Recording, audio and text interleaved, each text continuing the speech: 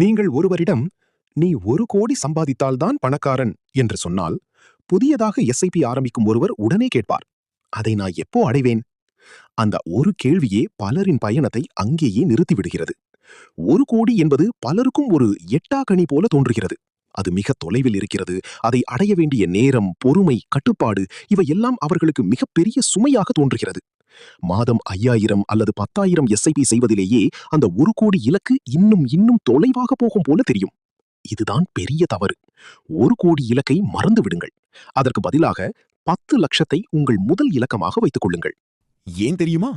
தொடக்க கட்டத்தில் நீங்கள் சேமிப்பதுதான் முக்கியம். உங்கள் பணம் வளரவில்லை, நீங்கள் வளர்க்கிறீர்கள்.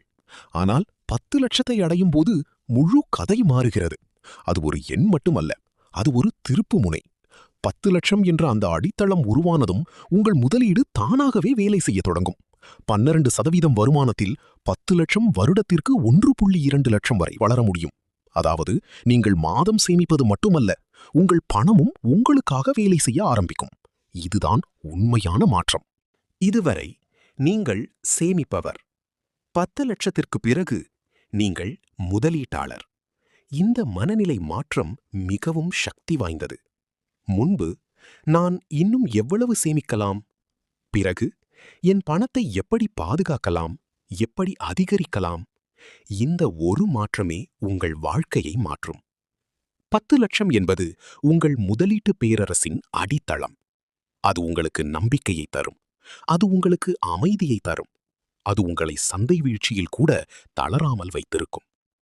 அதற்கு பிறகு நீங்கள் எடுக்கும் முடிவுகள் பயத்தால் இல்லை, புரிதலால் இருக்கும். நீங்கள் உங்கள் தொழிலில் ரிஸ்க் எடுக்கலாம், புதிய வாய்ப்புகளை முயற்சி செய்யலாம். ஏனெனில் உங்களுக்கு ஒரு வலுவான அடித்தளம் இருக்கிறது. முக்கியமாக அதற்கு பிறகு வளர்ச்சி வேகம் மாறும். முதலான 10 லட்சம் கஷ்டமானது, அடுத்த 10 லட்சம் சுலபமானது, அதற்கு பிறகு அது கணிதம். உலகமெல்லாம் 1 கோடியை பற்றி பேசட்டும், நீங்கள் உங்கள் கவனத்தை சரியான இடத்தில் வையுங்கள். 10 லட்சம் தான் உண்மையான தொடக்கம். அது வந்துவிட்டால் 1 கோடி என்பது ஒரு இலக்கு மட்டும் இல்லை, ஒரு இயல்பான முடிவு.